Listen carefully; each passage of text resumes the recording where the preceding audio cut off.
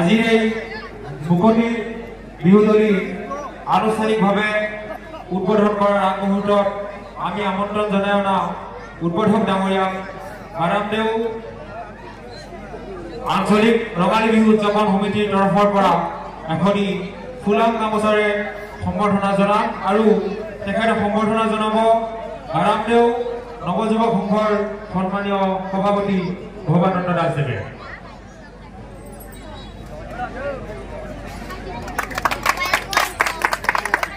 আমি উদ্বোধক ডাঙৰীয়াক আমাৰ ৰঙাবিটা কাটি আমাৰ আজিৰ এই মুকলি বিহুতলী আনুষ্ঠানিকভাৱে মুকলি কৰিবৰ বাবে আমি আহ্বান জনাইছো।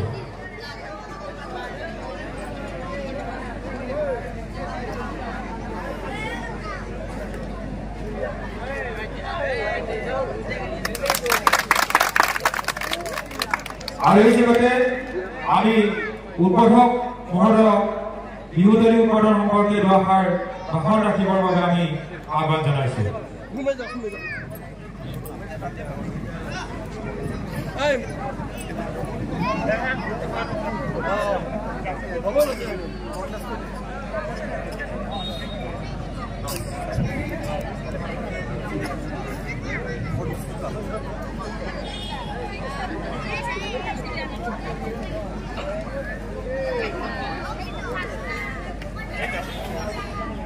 Hello mike operator hello hello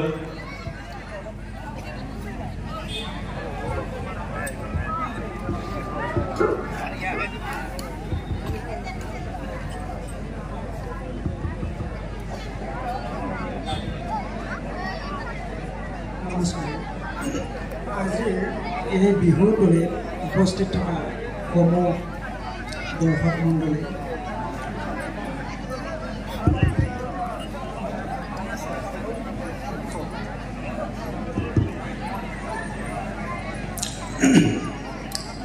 আজিৰ এই বিহুতলীত উপস্থিত থকা সন্মানীয় দৰ্শকসকল আৰু আয়োজক সমিতিৰ আটাইসকল বিষয়ববীয়া, প্ৰথমতে সকলোকে মই বিহুববীয়া ওলগ আৰু শুভেচ্ছা জনাইছোঁ।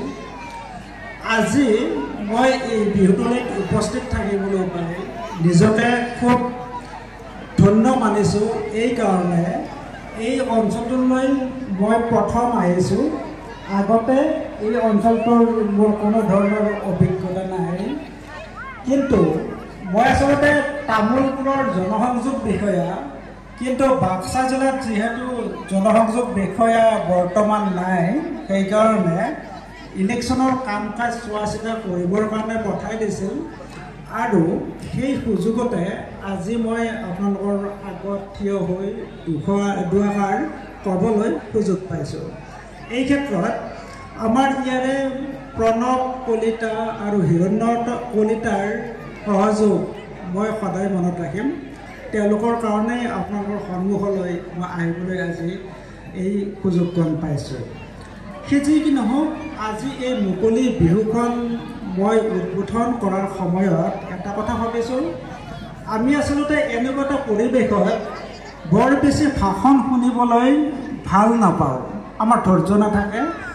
আজি অকল আমাৰ যিটো নৃত্য বিহুগীত এইবোৰহে আমি শুনিবলৈ বেছি ইচ্ছুক, কাৰণ এনেকুৱা সময়ত বেছি দীঘলীয়া ভাষণ শুনিবলৈ কাৰো ধৈৰ্যও নাথাকে।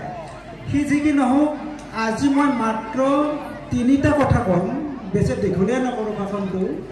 সেই 3টাৰ ভিতৰত প্ৰথম হৈছে এই যে আমি অনুষ্ঠানটো পাতিছোঁ, বিহুৰ অনুষ্ঠানটো, এই অনুষ্ঠানটোৰ মূল উদ্দেশ্য কি? এই ক্ষেত্ৰত মই ক'ব খোজোঁ, বিহুৰ এটা অতি গুৰুত্বপূৰ্ণ লক্ষ্যই হৈছে ভাতৃত্ববোধ। এটা কথা চাওক, উদাহৰণ হিচাপে আপোনালোকৰ এই অঞ্চলটোত বা গাৰামদেউ এই গাঁওখনত কিমান মানুহ আছে? পৰিয়াল মই জনাত 400তকৈও অধিক আছে। আৰু এই 400 পৰিয়ালৰ মাজত এনেকুৱা কিছু পৰিয়াল নাইনে যে তেওঁলোকৰ মাজত হাই কাজিয়া লগা নাই? এনেকুৱা নিশ্চয় আছে। প্ৰত্যেক গাঁৱতে থাকে, ইঘৰে সিঘৰৰ লগত কিবা কিবি কথাত কাজিয়া উখনা উখনি তেনেকুৱা কৰে, আৰু কৰাটো স্বাভাৱিক আমাৰ গ্ৰাম্য জীৱনৰ যিটো জীৱনশৈলী সেই ক্ষেত্ৰত। কিন্তু আজি আমি ইয়াতে সকলোৱে একেখন মঞ্চতে থিয় হৈছোঁ। আমি পাহৰি পেলাইছোঁ আমাৰ যে কাজিয়া লাগিছিল, কিবা হৈছিল, এইবোৰ পাহৰি আমি একেলগে ইয়াত সমবেত হৈছোঁ। কিয় হৈছোঁ? কিয় হ'বলৈ পাইছোঁ? এই সুযোগটো দিছে আমাক বিহুৱে। গতিকে বিহুৱে আমাক ভাতৃত্ববোধ বজাই ৰখাত সহায় কৰে।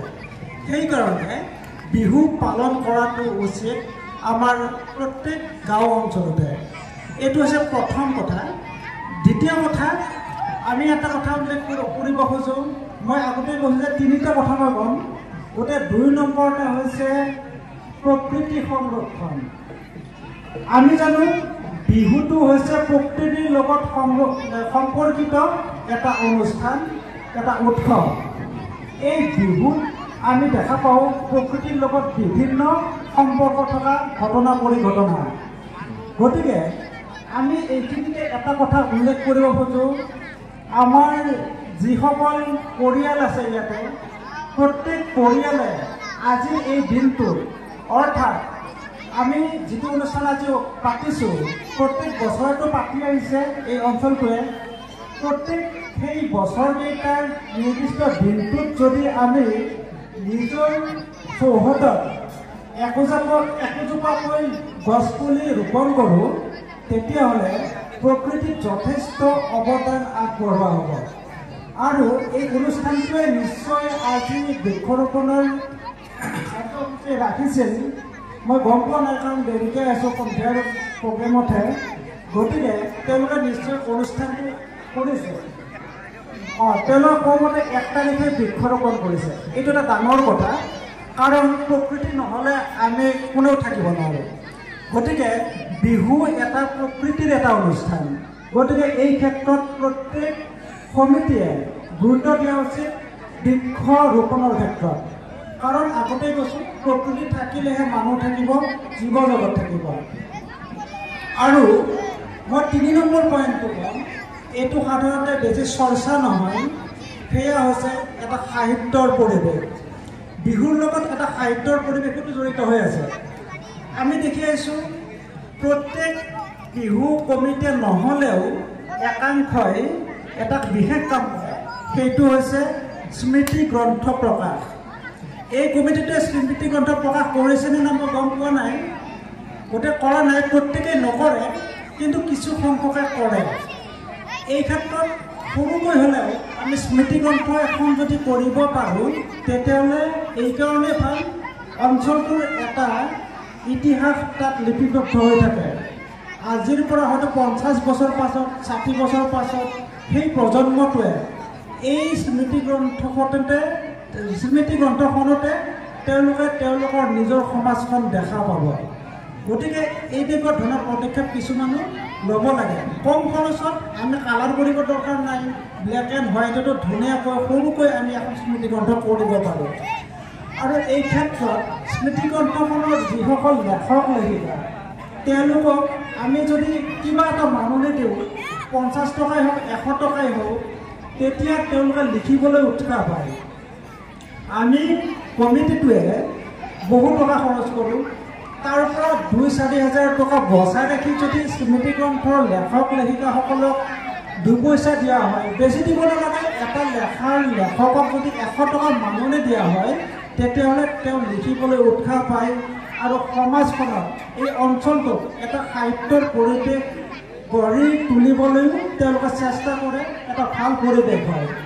গতিকে এই ক্ষেত্ৰতো পৰৱৰ্তী দিনবোৰত কমিটিটোৱে নিশ্চয় মনত ৰাখিব, অন্ততঃ সৰুকৈ হ'লে। আৰু এই ক্ষেত্ৰত মই ব্যক্তিগতভাৱে যিখিনি পাৰোঁ সেইখিনিও সহায় আগবঢ়াম। যিকিনো এই 3টা কথাই ক'লোঁ, কাৰণ বিহুৰ সময়ত আমি আগতেই গৈছোঁ, ভাষণ শুনিবলৈ আমাৰ সময়ো নাথাকে, ধৈৰ্যও নাথাকে। গতিকে আমাক লাগে বিহু নৃত্য, গান বাজনা। গতিকে মই বিশেষ নকওঁ, আজি এইখিনি কৈ এই বিহুতলীখন মুকলি হোৱা বুলি মই ৰাইজক অৱগত কৰিলোঁ আৰু মোৰ এই চমু ভাষণ ইয়াতে সামৰণি মাৰিলোঁ। লগতে অনুৰোধ জনাইছোঁ, মোৰ যদি কিবা ভুল ভ্ৰান্তি আছে সেয়া ক্ষমা কৰিব। ধন্যবাদ।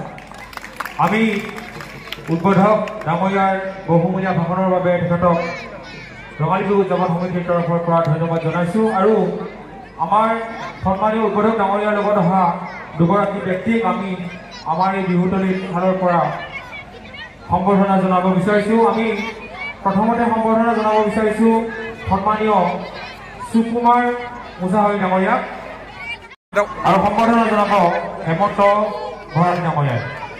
ইয়াৰ পিছতে আমি সম্বৰ্ধনা জনাব বিচাৰিছোঁ সন্মানীয় নিপেন তালুকদাৰ ডাঙৰীয়াক। আৰু ইয়াৰ লগে লগে আমাৰ আজিৰ এই মুকলি বিহু উদ্বোধন কাৰ্যসূচী সমাপ্ত হ'ল। এতিয়া আমি সকলোৱে মিলি আমাৰ এই বিহুতলীত বিহু নৃত্য প্ৰদৰ্শন